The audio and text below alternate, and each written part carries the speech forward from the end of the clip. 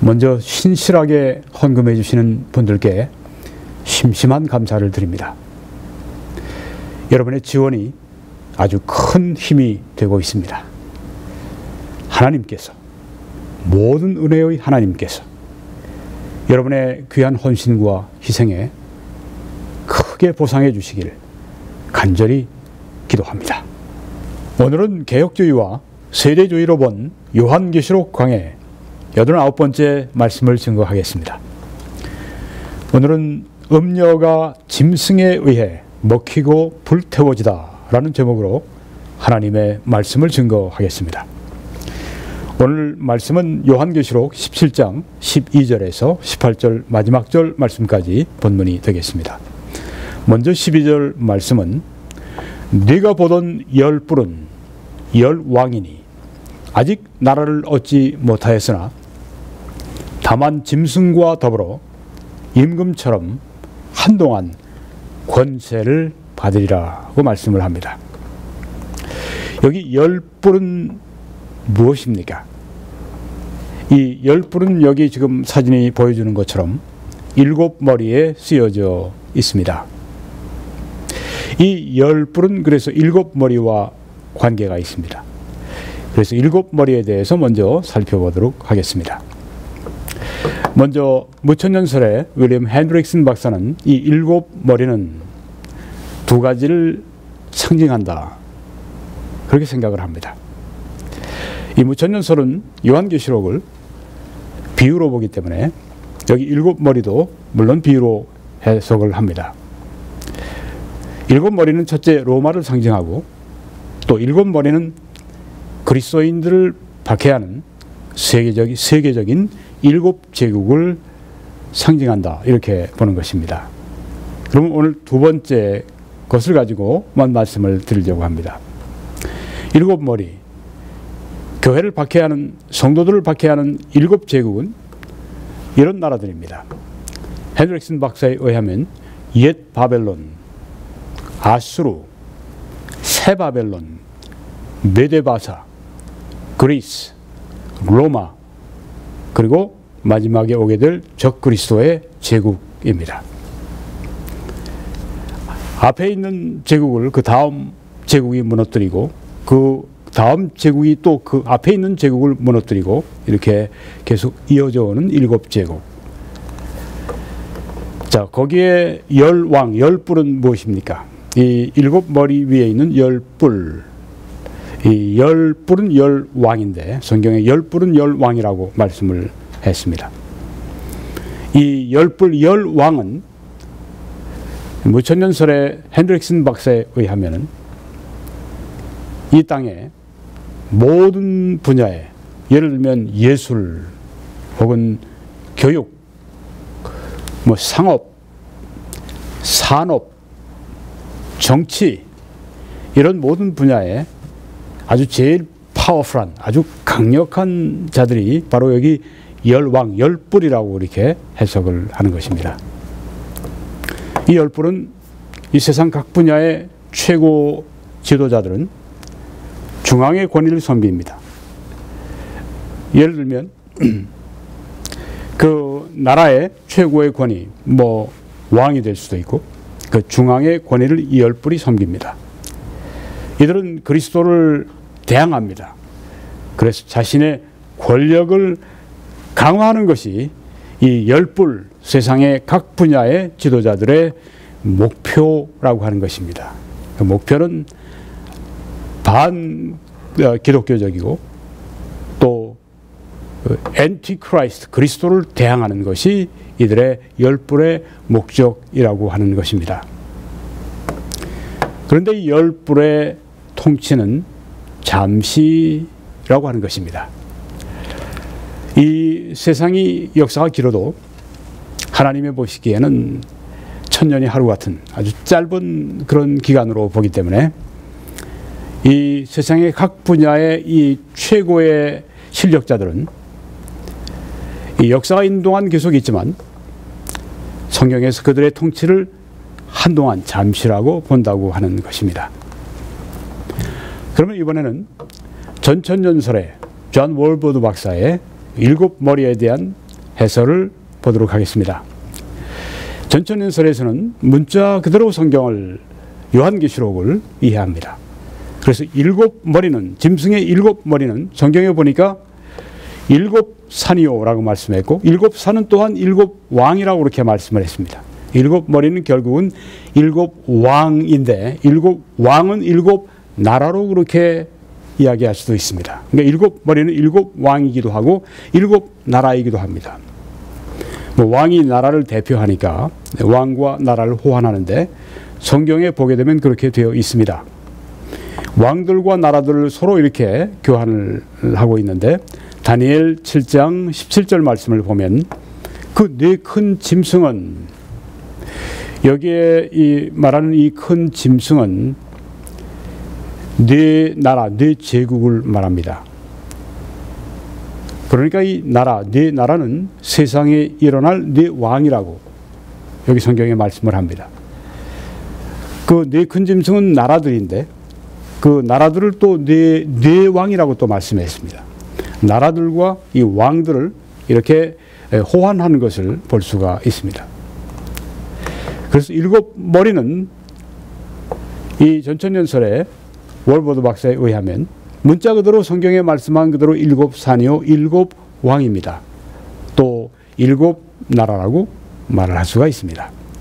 일곱 왕 가운데에서 여기 성경에 보니까 망한 왕이 다섯이고 일곱 가운데 한 왕이 지금 있고 그 당시에 사도 요한 시대에 존재한 한 왕이 있었고 로마 제국, 로마 황제를 말하는 것입니다만은 또 장차 오게 될 한 왕이 있다고 했습니다. 적그리스도를 말합니다. 앞으로 오게 될 적그리스도 제국의 통치자 적그리스도, 장차 오게 될 왕. 이 일곱 이 왕 혹은 일곱 나라를 이렇게 이렇게 이제 생각을 합니다. 이집트, 아수르, 바벨론, 메데바사, 페르시아, 그리스, 로마, 적그리스도의 제국입니다. 자, 아까 우리 무천년설의 핸드릭슨 박사는 이 일곱 제국이 거의 같은데 하나가 틀립니다. 맨 위에 이집트를 옛 바벨론, 그 다음에 아수르, 그 다음에 새 바벨론 이렇게 했습니다. 그러니까 뭐 거의 대등소이한 것을 볼 수 있습니다. 짐승이 가지고 있는 일곱 머리, 그것은 일곱 제국을 말하는데 이 일곱 제국은 이렇게 차례로 내려오는 그 제국을 말하는 것을 그렇게 이해하고 있는 것을 알 수 있습니다. 자, 그러면 일곱 머리 열 뿔인데 열 뿔은 이 전천연설의 월버드 박사에 의하면은 적그리스도와 함께 성경에 짐승과 함께라고 말씀했으니까요. 본문에 짐승과 함께 적그리스도와 함께 언제? 환난 시기에. 이것은 장래를 말합니다. 무천년설에서는 말하는 모든 것들이 다 현재에 관련된 것이지만은 이 전천년설에서는 이 말하는 모든 것들이 다 미래에 환난기에 있을 그 예언을 말씀하고 있습니다. 적그리스도와 함께 앞으로 닥칠 환난기에 전무후무한 인류가 맛보지 못했던 그런 아주 무서운 환난 시기에 한동안 잠시 임금처럼 다스리는 통치하는 열 왕을 가리킨다.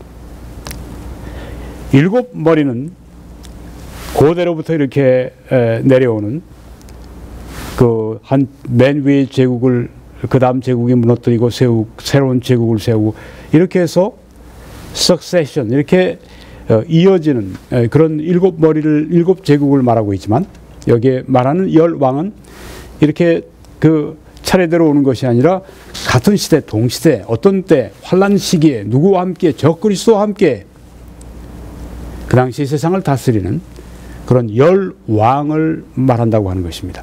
열불은 열왕입니다. 그런데 열불은 무천년설에 헨드릭슨 박사에 의하면 짐승, 즉 성도들을 박해하는 이 세상 정부에 속해 있는, 그 나라에 속해 있는 각 분야의 최고 실력자들을 말한다. 그건 지금 현재 지금도 해당이 될 수가 있습니다. 과거에 바벨론 제국, 아수르 제국, 그리스 로마 제국 다 그때 각 분야의 최고 실력자들, 또 지금도 마찬가지입니다.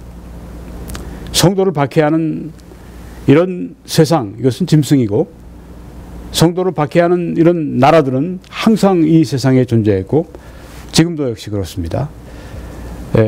북한도 역시 지금 이 짐승, 교회를 박해하는 그런 나라입니다. 거기에 속해 있는 각 분야의 아주 최고 실력자들이 바로 열불이다. 그러니까 북한에도 지금 열불이 있는 것입니다. 열불은 열이라고 하는 숫자대로 열이 아니라 그 각 분야에 있는 최고 지도자들이 천이든 만이든 다 여기에 속하는 것입니다. 왜냐하면 상징적으로 보기 때문입니다. 무천년설은. 그렇지만 전천년설에서는 문자적으로 이 성경을, 요한계시록을 이해합니다. 그래서 성경에 나오는 문자 그대로, 이게 성경의 비유라고 하는 것이 보여진다고 할 것 같으면 비유로 해석을 해야 되겠지만, 이 성경에 그렇게 해석이 되지 않는다고 할 것 같으면 대체로 다 문자적으로 그렇게 성경을 이해하는 것입니다. 아주 특별히 비유적이라고 하는 것이 분명히 드러날 때는 비유적으로 물론 해석을 하는 것이 문자적인 해석이 되는 것이죠. 비유를 문자로 그렇게 풀어 해석하는 것은 문자적 해석이 아닙니다. 엉터리 해석이죠. 비유는 비유로, 또 비유가 아닌 것은 비유가 아닌 것으로 문자적으로 그렇게 이해하는 것입니다. 아담과 이브를 비유가 아니라 문자적으로 해석하는 것처럼 그렇게 이 요한계시록을 본다고 하는 것입니다. 짐승과 함께 적그리스도와 함께 미래의 환란기에, 미중요의 환란의 시기에 한동안 잠시, 얼마나요? 한 3년여 잠시 통치하는 그 열왕을 말한다. 이렇게 보는 것입니다. 자, 요한계시록 17장 13절을 보게 되면은 그들, 여기는 열불 열왕입니다. 한 뜻을 가지고 자기의 능력과 권세를 짐승에게 주더라고 말씀을 했습니다. 여기 열불, 열왕이 한뜻 같은 마음을 가지고 자기의 능력과 권세를 짐승에게, 적그리스도에게 주더라. 즉 이 열불은 짐승에게 종속되는 걸 볼 수 있습니다. 왜냐하면 자기들의 능력과 자기들의 권세를 가지고 자기 마음대로 쓰는 것이 아니라 그것을 짐승에게 자기의 능력과 권세를 양도하는 것을, 그에게 복속되는 것을, 종속되는 것을 여기에 보여주고 있습니다. 열불은 짐승에게 종속되는, 짐승의 부하가 되는 것을 여기에 말씀하고 있습니다. 여기 짐승은 전천년설에 의하면 적그리스도입니다. 무천년설에 의하면 짐승은 교회를 박해하는 그런 이 세상의 악한 정부를 가리키지만, 이 전천년설에서는 이 적그리스도는, 이 짐승은 적그리스도, 마지막 시대 환란기에 오게 될 무서운 독재자 적그리스도를 말합니다. 여기 왼쪽에, 오른쪽에, 여러분이 보시는 사진의 오른쪽에 이 짐승은 왼쪽에 적그리스도를 가리킨다고 하는 것입니다. 데살로니가 후서 2장 3절에서 10절을 보게 되면 이 적그리스도는 불법의 사람이라고 말씀을 했습니다. 또 멸망의 아들이라고 그렇게 말씀하고 있습니다. 대적하는 자, 하나님을 대적하는 자라 그렇게 말씀하고 있습니다. 악한 자라 또 그렇게 말씀하고 있습니다. 온갖 나쁜 이름은 이 적그리스도가 다 가지고 있는 것을 볼 수 있습니다. 그런데 이 적그리스도는 사탄의 DNA를 가지고 있습니다. 사탄은 사악합니다. 아주 사악한 존재가 이 적그리스도라고 하는 것입니다. 요한계시록 12장 3절에 보니까 한 큰 붉은 용이 있어, 용은 사탄을 말합니다. 머리가 7이요 뿔이 10이라고 했습니다. 자, 짐승이 머리가 7이고 뿔인데 여기에 큰 붉은 용이, 사탄이 또 머리가 7이고 뿔이라고 했습니다. 여기에 지금 사탄과 짐승을 동일시하는 걸 볼 수 있습니다. 환란기에 오게 될 이 적그리스도는 바로 이 사탄의 사악한 DNA를 가지고 있는 아주 사악한 인물이 바로 이 환란기에 오게 될 적그리스도라고 하는 것입니다.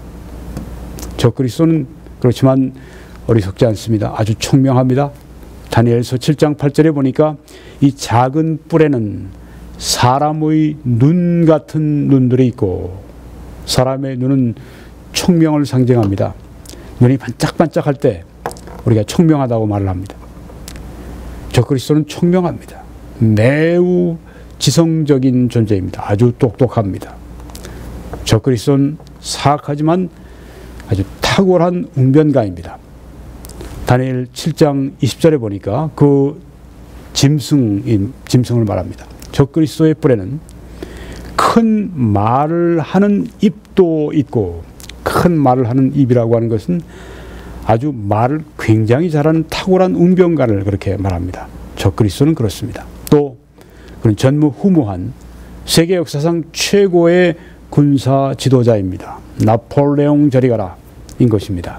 다니엘 7장 23절을 보면 온 천하를 삼키고 밟아 부스러뜨릴 것이며 하고 말씀을 했습니다. 온 천하를 삼키고 밟아서 부스러뜨릴 수 있는 아주 무서운 그런 군사 지도자가 바로 이 적그리스도라고 하는 것입니다. 팔방미인과 같은, 그렇지만 아주 사악한 존재, 적그리스도인 것입니다. 또 모사꾼 정치인입니다. 영악하고 아주 음모를 잘 꾸미고 모사꾼 정치인. 다니엘 8장 25절을 보면 그가, 적그리스도가 꾀를 베풀어 제 손으로 속임수를 행하고 아주 거짓된 존재입니다. 그렇지 않은 것처럼 하면서 아주 거짓말을 잘하고 음모를 잘 꾸미는 모사꾼 정치인, 적그리스도의 정체입니다. 또 이 적그리스도는 최고의 종교 사기꾼인 것입니다. 데살로니가 후서 2장 4절에 보니까 적그리스도는 자기를 하나님이라고 내세우느니라. 자기를 자칭 하나님이라고 하는 자들, 이 최고의 종교 사기꾼입니다. 적그리스도가 바로 그런 존재라고 하는 것입니다. 요한계시록 17장 14절 보게 되면은 이것은 짐승과 열뿔입니다. 짐승과 열뿔, 그들이 어린 양 예수 그리스도와 더불어 싸우려니와, 이 짐승과 열뿔, 짐승에게 속한 이 열뿔, 어린 양 예수 그리스도와 대적하고 싸우는 것을 볼 수 있습니다. 어린 양은 만주의 주시요 만왕의 왕이시므로 그들을 짐승과 열뿔을 이기실 터이요, 그렇게 말씀을 했습니다. 열뿔, 이 무천년설의 헨드릭슨 박사는 이 열뿔, 세상의 지도자들은, 세상 각 분야의 최고의 이 권력자들은 짐승, 즉 이 세상의 악한 정부를 도와서 그리스도와 교회를 대항한다고 하는 것입니다. 그 무천년설의 입장에서 볼 때는 이 열뿔은 이 세상의 각 분야에, 그것이 어느 분야이든, 교육이든 산업이든 정치이든 혹은 예술이든 어떤 분야에서든지 예수 그리스도와 그의 교회를 대항하는, 짐승을 도와서 자기의 주인, 자기가 섬기는 그 중앙의 권위인 이 짐승을 도와서 나라를 도와서, 정부를 도와서, 악한 정부를 도와서 예수 그리스도와 그분의 교회를 대항하는 것이 열불의 이 목표라고 하는 것을 그렇게 말하고 있는 것입니다. 그렇지만 예수 그리스도는 항상 그리스도를 대적하는 그들을, 적 그리스도 또 그들의 왕국을 멸망시키셨습니다. 특별히 마지막으로 오게 될 적 그리스도의 왕국을 여지없이 예수 그리스도께서는 멸망을 시키실 것입니다. 반면에 이 전천년설에서는 이 열불 열왕은 적 그리스도를 도와서 재림을 하시는 그리스도, 앞으로 장래 재림을 하시는 그리스도를 대항하는 것을 성경에 보여주는데 결국 그들은 멸망하게 되는 것입니다. 이렇게 이해를 하는 것입니다. 요한계시록 14장 14절에 보게 되면 그 하반절에 또 그와 함께 있는 자들 곧 부르심을 받고 택하심을 받은 신실한 자들 혹은 충실한 자들도 이기리로다 그 말씀을 했습니다. 우리 개역개정에 보니까 이 신실한 이것을 진실한 그렇게 말을 했는데요. faithful이라고 하는 이 영어로 다 번역을 그렇게 했는데 그것은 충성스럽다, 신실하다, 충실하다 이렇게 번역하는 것이 더 적절하다 생각이 됩니다. 자, 여기에 지금 이 부르심을 받았다, 이 성도를 이렇게 성경이 그 특징을 말하고 있습니다. 성도는 부르심을 받은 존재다. 또 성도는 택하심을 받은 존재다. 또 성도는 신실하고 충실한 자들이다. 이들이 그리스도와 함께 이긴다. 짐승을 이기고 열불을 이기고 이긴다고 성경에 말씀을 합니다. 이 세 성도의 특징에 대해서 칼빈주의 신학자인 윌리엄 핸드릭슨 박사가 이렇게 잘 해설을 했습니다. 성도는 저항할 수 없는 은혜로 부르심을 입은 존재다. 영어로 irresistible grace라고 이렇게 표현을 하죠.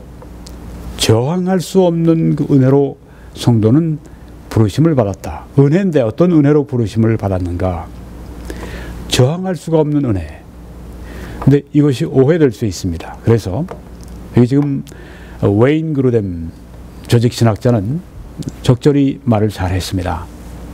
사람들은 복음을 듣고 자발적으로 결정한다고 하는 그 사실을 이 저항할 수 없는 은혜라고 하는 이 단어, 이것이 부정하는 것이 아니라고 하는 것입니다. 저항할 수 없는 은혜라고 하니까 복음을 사람들이 듣고 자발적으로 결정하는 것이 아닌가, 그렇게 오해를 할 수 있는데 그것이 아니라 이 저항할 수 없는 은혜라고 하는 것은 우리의 심령 안에서 확실한 반응, 확실히 이 부르심에 응하는 그 반응을 불러일으키는 것을 강조한다. 즉 저항할 수 없는 은혜라고 하는 것은 하나님께서 부르시는 그 사람 심령 안에서 하나님의 은혜를, 부르시는 그 은혜를 분명히 받도록, 구원하시는 그 은혜를 분명히 받도록 그렇게 반응을 하시는, 그렇게 반응을 일으켜 주시는 그런 은혜를 가리킨다, 이렇게 표현을 했습니다. 베드로전서 2장 9절에 보니까 너희를 어두운 데서 불러내었다고 말씀했습니다. 성도는 부르심을 받은 존재입니다. 또 로마서 8장 30절에도 또 미리 정하신 그들을 또한 부르시고, 성도는 부르심을 입은 존재입니다. 하나님께서 불러주시기 때문에 우리들이 하나님께 나와서 하나님을 믿을 수가 있게 되었다고 하는 것입니다. 또 이 부르심, 우리 안에 있는 내적인 부르심, 하나님이 우리를 부르시는 우리 안에서의 그 내적으로 듣는 그 우리가 들었던 그 부르심은 이 성도들이 구원과 승리를 위해서 영원전부터 택하심을 받은 것을 입증한다. 하나님이 나를 부르시는, 내적으로 부르시는, 자비하신 음성으로 부르시는, 부드러운 음성으로, 달콤한 음성으로 불러주시는 그 주님의 구원하시는 그 부르심을 우리는 압니다. 구원받은 사람들은 그 부르심을 압니다. 그 부르심, 내적인 그 부르심, 이것은 바로 영원전부터 구원을 위해 그 사람을 택했다고 하는 것을 입증한다고 하는 것입니다. 에베소 1장 4절에 곧 창세 전에 그리스도 안에서 우리를 택하셨다고 말씀을 했습니다. 우리의 택하심은 어제 오늘의 일이 아니라 그것은 창세 전에, 이 세상이 시작되기 전에, 아주 영원전부터 그 택함은 그때 벌써 있었다고 여기 성경에 말씀하고 있습니다. 또 그리스도를 향한 그들의 충성, 여기에 부르심을 입었고 또 택하심을 받았고, 그리고 충실한 자들, 신실한 자들은 하는 말씀이 나오는데, 거기에 그 신실한, 즉 그리스도를 향한 그들의 충성은, 신실함은 그들이 하나님의 자녀라고 하는 것을 보여주는 더 진전된 증거다, 이렇게 말을 합니다. 하나님의 자녀가 어떻게 됐는가? 아는, 확증하는 길 가운데 하나는 내 안에 하나님을 향한 충성이 있는가? 그분의 말씀에 대한 충성이 있는가? 라고 하는 것입니다. 성경의 히브리 3장 14절에 보면 우리가 시작할 때 구원의 시작을 말하죠. 확신한 것을 끝까지 견고히 잡고 있으면 그리스도와 함께 참여한 자가 되리라. 구원받은 신앙은 하나님의 능력에 의해서 보호를 받고 지켜지게 됩니다. 그래서 구원받은 사람들은 끝까지 그리스도를 믿고 섬기게 됩니다. 중간에 믿다가 중단하고 포기한 사람들, 그 사람들은 구원받지 않은 증거라고 하는 것입니다. 물론 사도 베드로도 예수 그리스도를 3번, 나중에는 저주하면서 부인했습니다. 그렇지만 베드로는 그것으로 끝나지 않았습니다. 베드로는 그 일로 말미암아 밖에 나가서 심히 통곡하며 울었습니다. 그리고 다시 주님께 돌아왔습니다.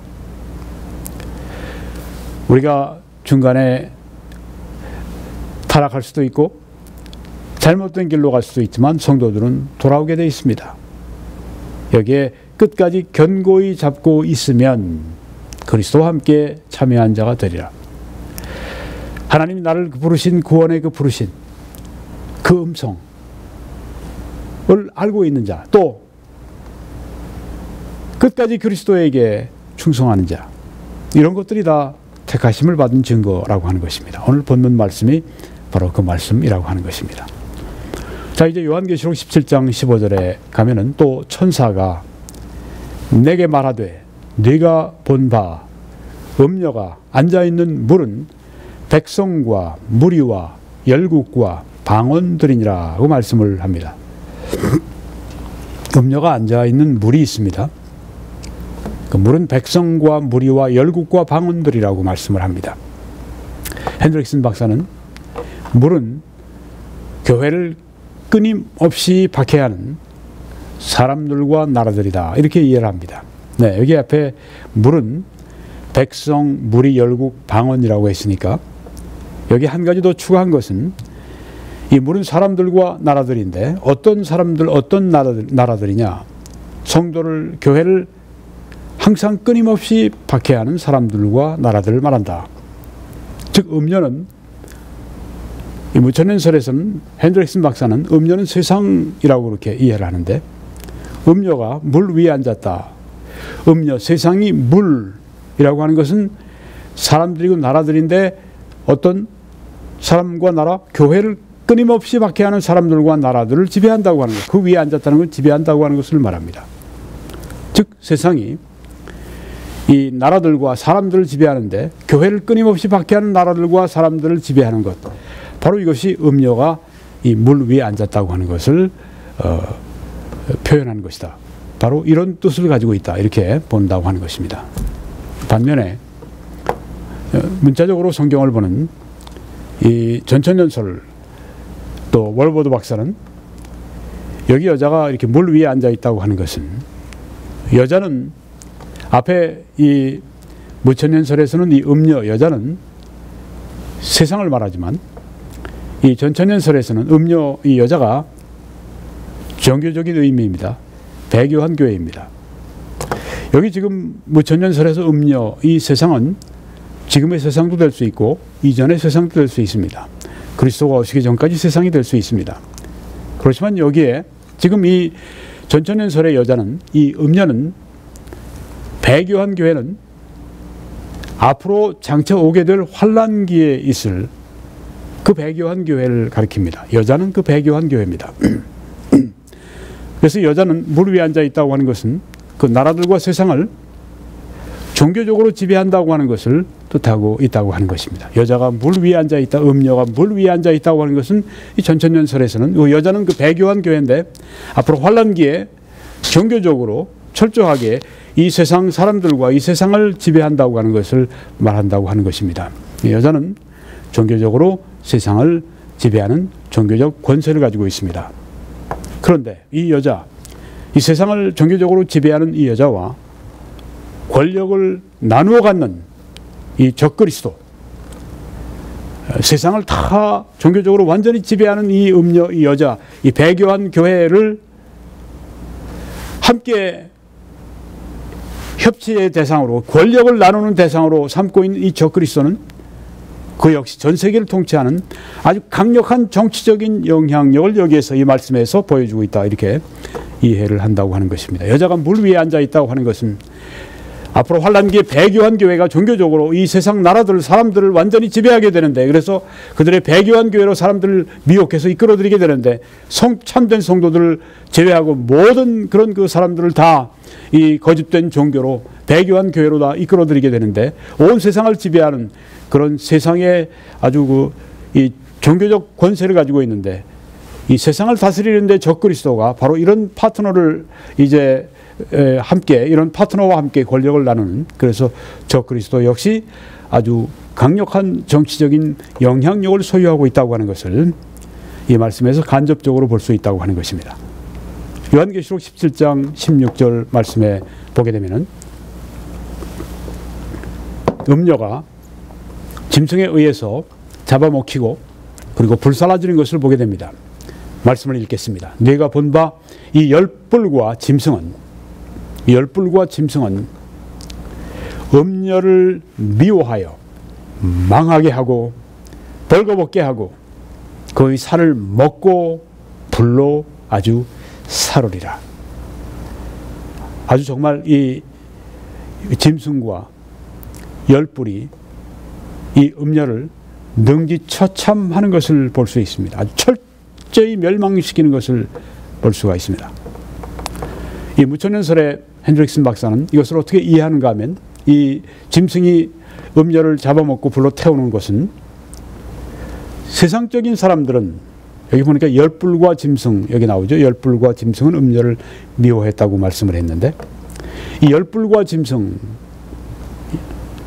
세상적인 사람들로 그렇게 이해를 합니다. 열불과 짐승은, 열불도 뭐 그 짐승 이 교회를 박해하는 악한 나라의 아주 각 분야의 최고의 실력자들인데, 결국 다 세상적인 사람들입니다. 이 세상적인 사람들은 결국 자신의 어리석음을 깨닫게 되고, 그리고 이 여자, 음녀, 즉 세상을 증오하고 버린다고 그렇게 이해한다고 하는 것입니다. 자, 이 열불과 짐승이 이 음녀를 잡아먹고 그 다음 불태운다고 하는 것은 세상적인 사람들이 결국 자신의 어리석음을 깨닫고 음녀, 세상을 증오하고 버리는 것을 그렇게 표현하고 있는 것이다. 이렇게 상징적으로 이해를 합니다. 죄의 쾌락은 결국 죄인들을 실망시키기 때문입니다. 그리고 죄악에 대한 거듭되는 하나님의 경고를 무시할 때 하나님은 그 거듭 죄를 짓는 그 사람들의 그 마음을 아주 완악하게 만드신다고 하는 것입니다. 마치 바로가 하나님의 말씀, 내 백성을 보내라고 하시는 그 말씀을 계속 거절할 때마다 더 마음이 완악해진 것처럼 여기에 죄악에 대해서 경고를 계속 무시할 때 그 마음이 완악하게 만드시는 그것을 말씀하고 있다. 세상적인 사람들은, 열불 짐승 세상적인 사람들은 그들 자신의 어리석음의 결과로 심판을 받게 되는 것이다. 이렇게 이해를 하는 것입니다. 자, 다시 이 말씀을 보면 네가 본 바 열불과 짐승은 음녀를 미워하여 망하게 하고 벌거벗게 하고 그의 살을 먹고 불로 아주 사르리라 그 말씀을 했는데, 이번에는 전천년설에 월보드 박사는 이렇게 이해를 합니다. 음녀는 앞으로 환란기에 있을 배교한 교회 혹은 배도한 교회인데 그 음녀 배교한 교회의 종말을 여기 말씀하고 있다. 이 음녀는 배교한 이 교회는 환란 전 3년 반, 환란의 전 3년 반입니다. 환란기에 이 7년 환란기에 전 3년 반, 후 3년 반이 있습니다. 이 환란기의 전 3년 반에 이 음녀는 번영하고 세계를 다스리고 통치합니다. 무섭게 미혹을 합니다. 오직 이런 사람들만 피할 수 있습니다. 참으로 구원받은 사람들을 제외한 모든 사람들이 음녀의 미혹을 받게 됩니다. 구원받은 사람들만 이때 음녀의 미혹을 피할 수 있다고 보는 것입니다. 왜냐하면 요한계시록 13장 8절에 보니까 죽임을 당한 어린 양의 생명책에 창세 이후로 이름이 기록되지 못하고 이 땅에 사는 자들은 다 그 짐승에게 경배하리라, 이렇게 말씀하고 있기 때문입니다. 짐승에게 경배한다. 결국 음녀의 미혹을 받는 것인데, 음녀의 미혹을 받아 짐승에게, 적그리스도에게 경배하는데, 음녀 배교한 교회에 미혹을 받아서 짐승 적그리스도에게 경배하는데, 누가요? 이 땅에 사는 자들이. 이들은 어떤 자들입니까? 어린 양의 생명책에 창세 이후로 이름이 기록되지 못한 자들입니다.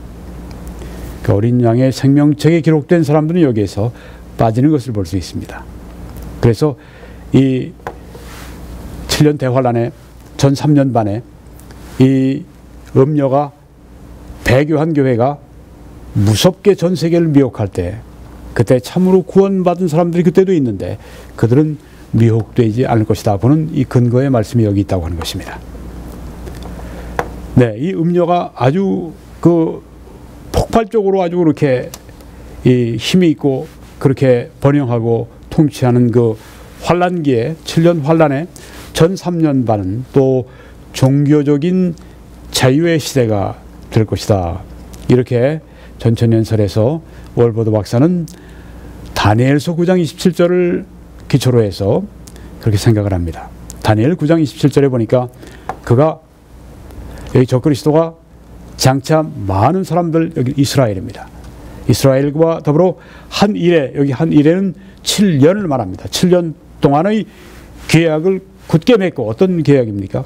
평화조약입니다. 또 그들이 마음대로 종교 생활할 수 있도록, 유대교인들이 마음대로 성전을 짓고 거기에서 제사와 예물을 드릴 수 있도록 그렇게 허락을 합니다. 그런데 그 이래의 7년의 절반에 3년 반 되니까 제사와 예물을 금지할 것이며, 금지한다고 하는 것 보니까 그전에는 허용이 됐었습니다. 네, 유대인들이 제사와 예물을 성전에 드릴 때 종교의 자유가 있기 때문입니다. 이처럼 유대교의 종교의 자유가 있다고 할 것 같으면 물론 이 다른 그 종교, 예를 들면 기독교에도 어느 정도의 자유가 주어졌으리라 생각합니다. 전 3년 반, 환란기의 전 3년 반 기간 동안에 있는 현상을 말합니다. 그래서 이때는 아주 강력한 복음 전파의 시대일 것이다. 유대인들은 성전에서 예물 제사를 드리지만은, 유대교로 여기서 하지만은, 우리 구원받은 그리스도인들은 거기에 14만 4천의 유대인 전도자들, 또 두 증인, 또 이런 사람들의 역사에 의해서 아주 강력한 복음 전파의 시대가 이 환란기의 전 3년 반 동안에 있을 것이다, 이렇게 생각을 한다고 하는 것입니다. 그런데 이 전 3년 반, 후 3년 반, 환란 후 3년 반, 후 3년 반에 이제 딱 3년 반 이후에 그 시작과 더불어서 적그리스도의 전 세계 독재가 철저하게 시작이 되고, 또 그때가 되면 이 적그리스도는 음료를 더 이상 필요로 하지 않기 때문에 처치해 버립니다. 그래서 오늘 이 먹고 불살라 버린다고 하는 이것은 적그리스도가 이제 이 환란기의 후 3년 반에 그때 있게 될 이 음료를 이제 배교한 교회를 완전히 처리하는 것을 보게 됩니다. 다니엘 11장 36절에 보니까 그 왕은, 짐승, 이 적그리스도는 자기 마음대로 행하며 스스로 높여 모든 신보다 크다 하며 자기를 신으로 내세우죠. 그래서 더 이상 음료의 배교한 종교가 필요 없게 된다고 하는 것입니다. 그래서 완전히 이제 음료를 멸망시키게 된다고 하는 것입니다. 자, 이제 17, 18절 말씀을 잠깐 말씀드리고 마치겠습니다. 17절 말씀 보니까 이는 하나님이 자기 뜻대로 할 마음을 주사 그들 열불에게 주사 한 뜻을 이루게 하시고, 이 열불은 짐승을 섬깁니다. 악한 목적을 위해 있습니다. 그리스도를 대적하는 그 목적을 가지고 있습니다. 그런데 하나님이 그들이 그렇게 할 마음을 그들에게 주셨고, 한 마음으로 그렇게 하시도록 그렇게 하셨다고 했습니다. 그래서 그들의 열불의 나라를 그 짐승에게 주게 하시되, 아까 자기의 권세와 자기의 능력을 다 짐승에게 열불이 주었다고 했습니다. 열왕이 그 나라를 짐승에게 주게 하시되 하나님의 말씀이 응하게까지 하심이라. 이 사악한 일입니다. 그럼에도 불구하고 하나님의 계획 가운데 있었습니다. 그래서 하나님의 말씀이 응할 때까지 그렇게 바로 이들이 열불이, 열왕이 이 적그리스도에게 그들의 모든 권세와 능력을 넘겨주도록 그렇게 하셨다는 말씀입니다. 또 월보도 박사는 이렇게 이해를 합니다. 세계적인 배교한 교회를 세우는 일은 사악한 일이지만 종말에 있을 하나님의 계획을 이루시는 하나님의 섭리인 것이다. 네, 이미 설명을 드렸습니다. 마지막으로 18절 말씀 보게 되면 또 내가 본 그 여자는 땅의 왕들을 다스리는 큰 성이라 하더라. 자, 이 여자 음녀, 이 배교한 교회는 땅의 왕들을 다스렸습니다. 우리가 교회사를 보게 되면 로마 가톨릭 같은 데서 이 나라들, 이 땅의 왕들을 마음대로 통치하는 때가 있었던 것을 우리가 보게 됩니다. 자, 여기에 이 여자, 이 배교한 교회는 종교적으로 땅의 왕들을 통치하는, 결국은 이 정치력까지 가지게 되는 것이죠. 그런 모습을 보여주고 있습니다. 그래서 월보드 박사는 세상의 나라들을 지배하는 큰 음녀 바벨론의 강력한 종교적인 권세를 보여주고 있다, 이렇게 이해를 하고 해석을 하는 것입니다. 이렇게 해서 오늘 요한계시록 17장 말씀을 다 마쳤습니다. 18장에서는 큰 바벨론의 정치적인 영향력과 멸망을 다루게 될 것입니다. 여러분, 이 사역을 위해 기도해 주시고 주의 알려주시고 또 헌금으로 참여해 주시는 여러분들께 심심한 감사를 드립니다. 여러분들의 이런 협조가 있고 함께 해주시기 때문에 이 사역이 계속 진전되고 있습니다. 재정적으로 이 사역을 후원해 주시는 분들께 감사를 드리고 또 함께 해주실 분들은 밑에 한국 안에서는 이 정보를 사용해 주시면 되겠습니다. 해외에서는 www.21church.com으로 들어오셔서 이 홈페이지에 맨 왼편에 아래에 노란 동그라미 그 표시안을 클릭해 주십시오. 그럼 모든 정보를 여러분이 얻으실 수 있습니다. 다른 메시지들을 또 함께 시청해 주시길 바랍니다. 하나님의 크신 은혜가 여러분들과 함께 하시길 간절히 축원합니다.